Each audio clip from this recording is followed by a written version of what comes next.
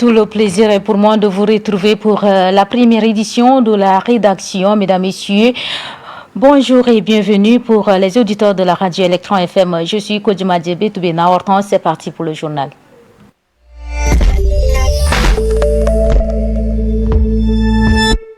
À quelques semaines de la table ronde du plan national de développement du Tchad Connection 2030, prévu du 10 au 11 novembre prochain à Abu Dhabi, le comité d'organisation met les bouchées doubles.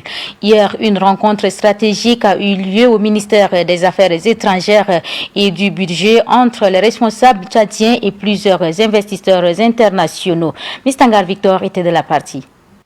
Face à un panel composé du groupe Aris, d'investisseurs saoudiens et émiratis, les organisateurs de cette table ronde ont présenté 13 projets phares censés transformer l'économie tchadienne: énergie, agriculture, élevage, infrastructure, mais aussi santé, avec un accent particulier sur le renforcement de la production pharmaceutique nationale. Les échanges sont fructueux et encourageants, a souligné le ministre d'État, ministre des Finances et du Budget, par ailleurs président du comité d'organisation. Donc nous avons exploré les projets qui les intéressaient, les projets d'abord de textiles pour produire et habiller le Tchad et exporter. Quelles sont les conditions pour que ce projet soit un succès? Nous l'avons abordé de long en large. Beaucoup de ministres ici qui sont concernés, le ministre de l'Agriculture, mais surtout le ministre de l'Industrie, mais aussi beaucoup de responsables de grandes agences gouvernementales et des directions générales en charge des questions d'investissement et de promotion d'investissement. Donc nous avons aussi abordé les projets d'exportation de viande, de transformation de cuir, d'usines de production de produits vétérinaires, d'usines de production d'engrais, d'usines de production d'unités d'assemblage et de production de tracteurs et d'outillage et d'équipements agricoles. Sur tous ces sujets, nous sommes tombés d'accord. Les partenaires présents à cette rencontre préparative ont affiché leur volonté d'accompagner le Tchad dans la mise en œuvre de sa vision Connexion 2030 qui ambitionne d'ouvrir le pays davantage au monde et d'attirer des financements durables. Les potentialités du Tchad en matière d'investissement sont immenses. Tous les ministres sectoriels et agences gouvernementales concernées doivent se mobiliser pour la réussite de ce pari, a indiqué le ministre d'État. Avant d'aller au PND, on finalise tout ce qui est à finaliser et au PND, tout soit lancé et que les accords puissent être signés pour que tout redémarre. Y compris le recrutement des apprenants, des jeunes qui vont être engagés projet par projet, mais potentiellement au plus pressé peut-être par le projet textile qui va employer beaucoup de jeunes et pour lesquels nous apporterons notre soutien en termes d'assistance ou bien de contribution à la formation des jeunes sur les sites, mais aussi on a beaucoup d'assurance quant au soutien de la Banque mondiale sur ce volet-là. Ce plan national de développement n'est pas seulement une feuille de route économique. Il est une promesse de modernisation, de création d'emplois et de valorisation des richesses naturelles. À un mois de ce grand rendez-vous d'Abu Dhabi, le ton est donné. Le Tchad veut convaincre, séduire et surtout démontrer que son avenir est une affaire de partenariat gagnant-gagnant.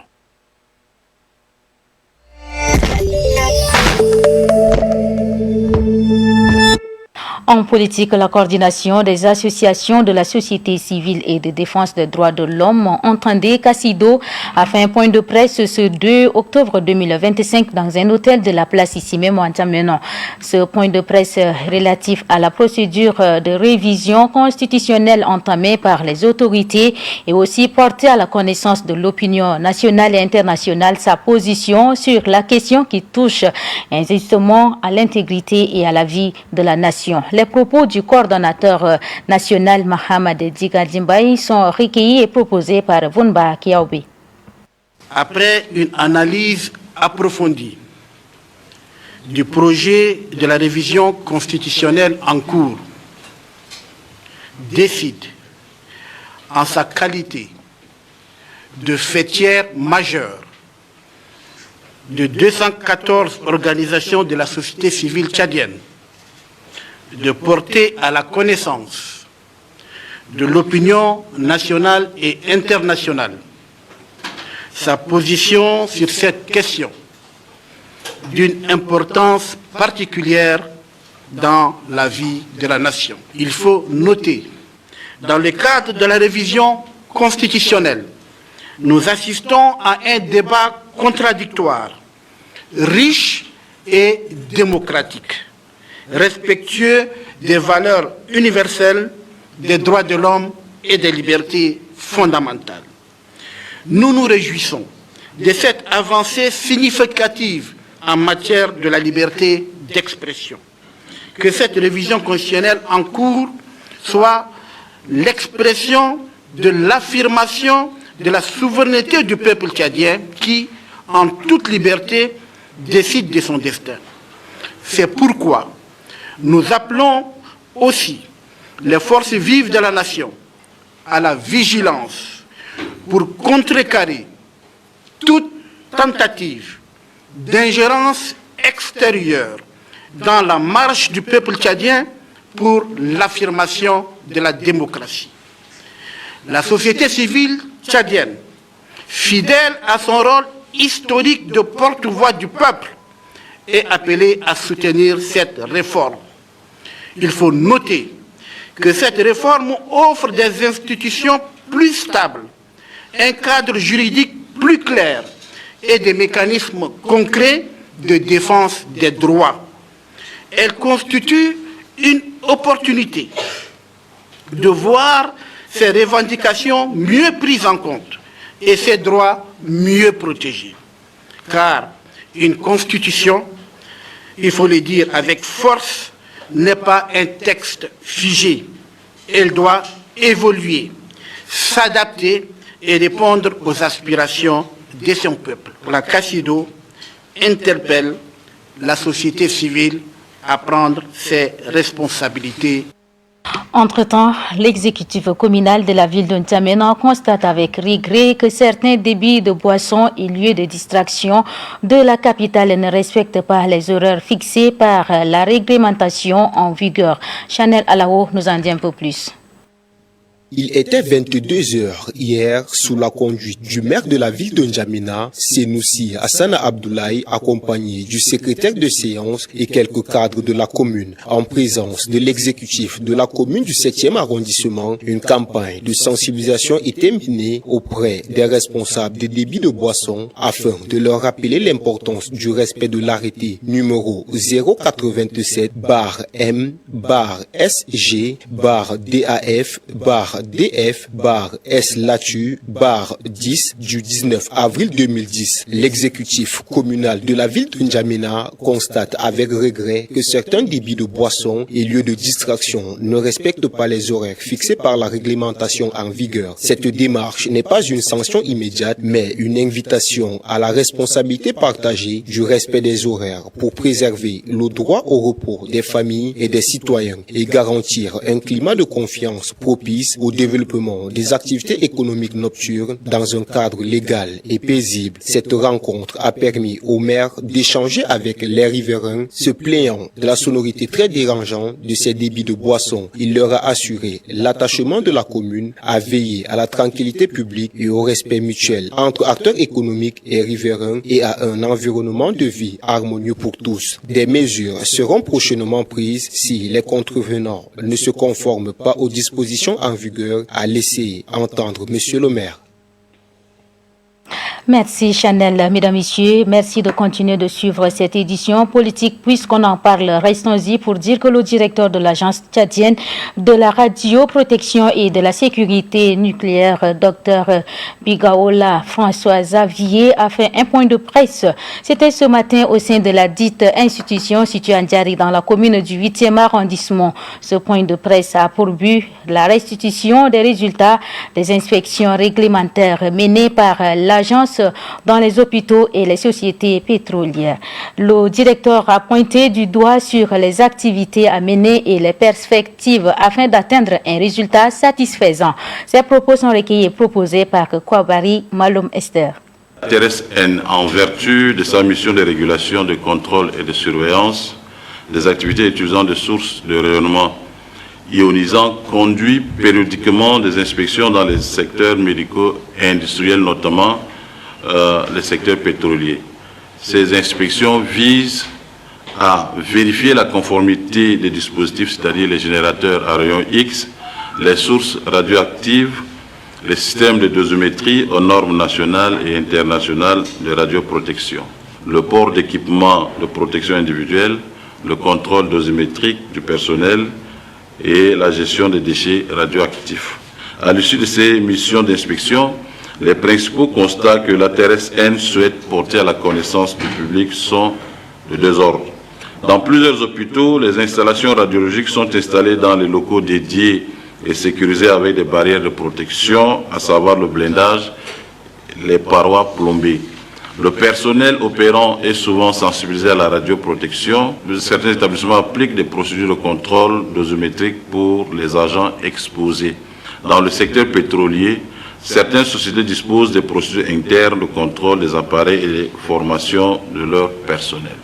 En ce qui concerne le point faible, les inspecteurs ont cependant mis en lumière des lacunes importantes, à savoir l'absence ou l'insuffisance de formation spécifique en radioprotection pour certains opérateurs et techniciens, ce qui pose un risque de mauvaise manipulation des équipements. Le défaut d'entretien, de calibration ou de vérification périodique des équipements dans plusieurs établissements. Ces constats montrent que malgré des efforts visibles, le niveau global de conformité aux normes de radioprotection nationale est encore très hétérogène et nécessite des actions de renforcement. Pour remédier à ces déficiences et renforcer la sécurité radiologique, la TRSN recommande les mesures suivantes. Le renforcement des capacités en radioprotection pour les exploitants, techniciens et personnel médical. La mise en conformité réglementaire, prévoir des sanctions graduelles en cas de non-conformité persistante et encourager les meilleures pratiques ou la reconnaissance des établissements exemplaires. La TRSN réaffirme sa détermination à accompagner les acteurs concernés, à sanctionner si nécessaire, mais aussi à encourager la mise aux normes pour garantir la santé du public, la sécurité des travailleurs et la protection de l'environnement.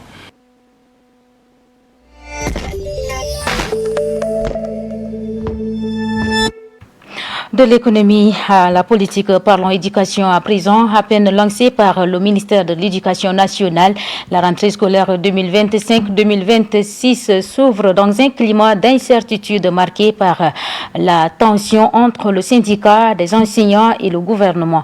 À cet effet, le syndicat des enseignants du Tchad, cette section provinciale de N'Djamena, a tenu une assemblée générale.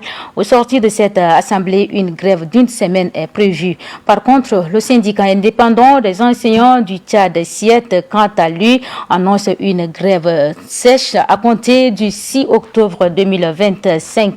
Benadi Nicolas nous en dit plus.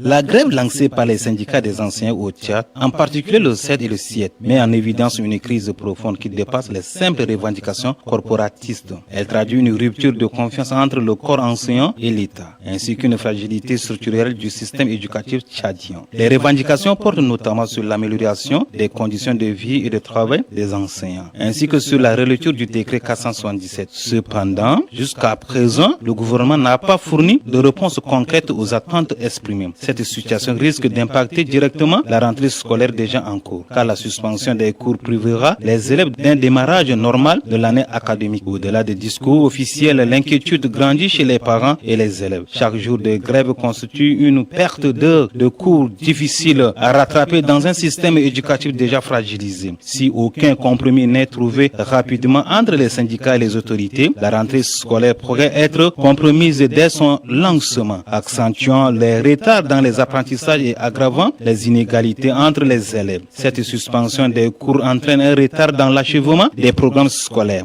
Les élèves se retrouvent dans une situation d'incertitude, en particulier ceux des classes d'examen qui voient leur avenir compromis. Cette instabilité réduit la qualité de l'apprentissage, provoque une démotivation et accentue le risque de décrochage scolaire. Il convient de souligner que cette grève fragilise encore davantage le tissu social. Certains parents constatent que leurs enfants errent dans les quartiers sans encadrement. Les familles aisées peuvent recourir aux cours privés, tandis que les plus pauvres voient leurs enfants condamnés à l'inactivité. La perte de confiance dans l'école publique s'installe. Cette répétition des crises alimente l'idée que l'école n'est plus un espace sûr pour construire l'avenir. L'absence de réponse satisfaisante du gouvernement aux revendications révèle une crise de gouvernance. Cela risque de radicaliser les syndicats, de polariser le débat social et de créer une fracture durable entre les acteurs de l'éducation et l'État. Si ces grèves persistent, les conséquences pourraient être graves. On observerait une baisse du niveau général des élèves, un impact direct sur la compétitivité, une fuite de certains enseignants vers le secteur privé ou d'autres secteurs. Cette grève des enseignants ne se réduit pas à une querelle entre syndicats et gouvernement. Elle met en lumière la crise structurelle de l'école tchadienne. Sans un dialogue sincère et une politique éducative ambitieuse, le pays court le risque de sacrifier toute une génération d'élèves avec répercussions sociales, économiques et politiques durables.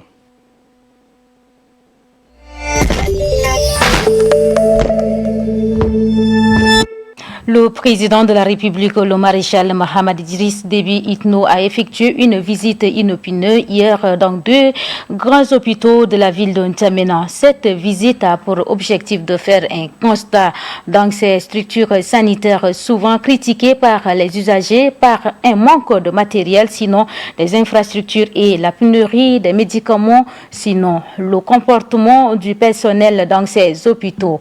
On en sait un peu plus avec Mbaynadi Nicolas. Le président de la République, Mohamed Idriss Déby Itno, s'est dit déçu après une visite surprise au CHU de la mère et de l'enfant et au CHU de la référence nationale, constatant l'écart entre les rapports reçus et la réalité du terrain. Il a salué le dévouement du personnel soignant et appelé le gouvernement à assumer pleinement ses responsabilités. J'ai appris beaucoup de choses par rapport à nos concitoyens qui ont des insuffisances rénales.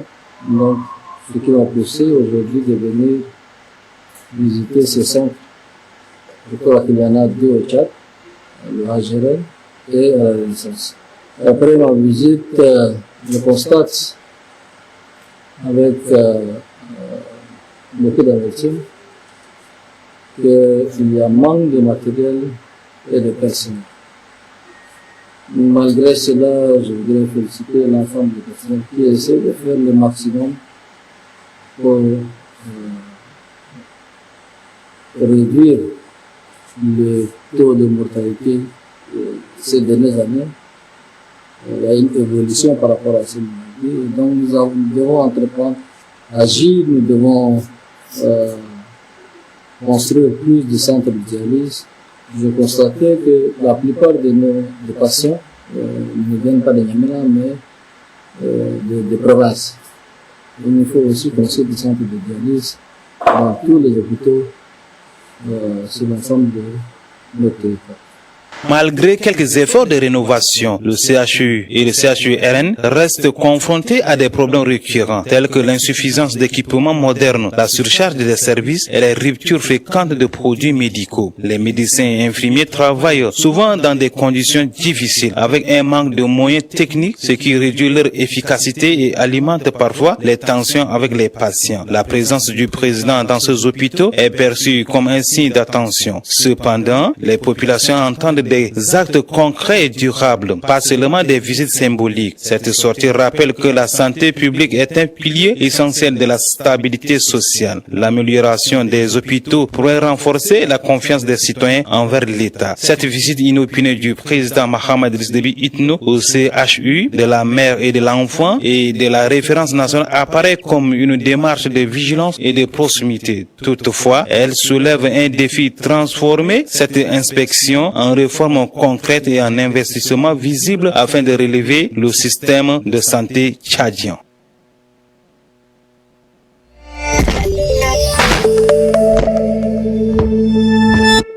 hors de nos frontières lors d'une réunion présidée par le président Alassane Ouattara ce 2 octobre 2025.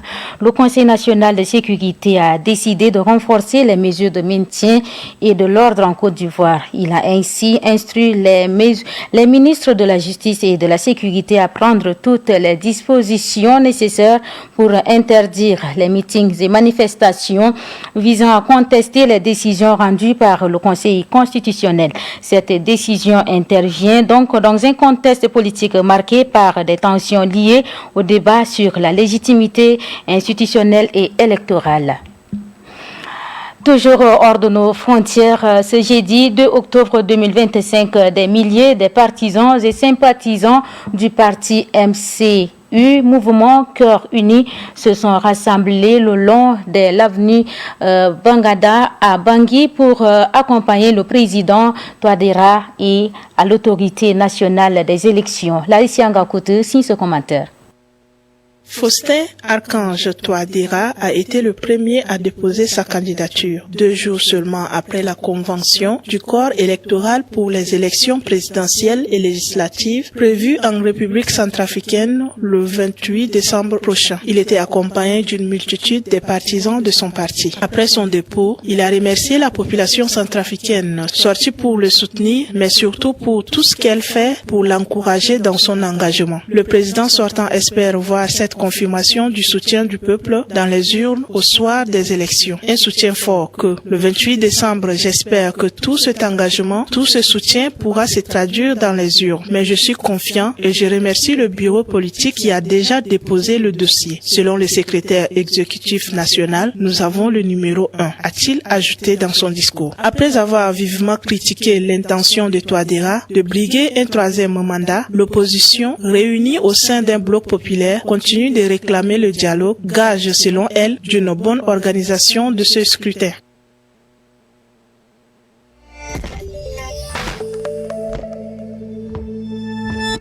Le sélectionneur national Raoul Savoy a dévoilé la liste de 24 joueurs retenus pour les rencontres des SAO face au Mali le 8 octobre et la RCA le 12 octobre prochain, cet après-midi, sinon hier après-midi, lors d'une conférence de presse animée dans un hôtel de la place. Suivez un extrait de son intervention sélectionnée proposée par notre reporter Mbaïdik Semsadok.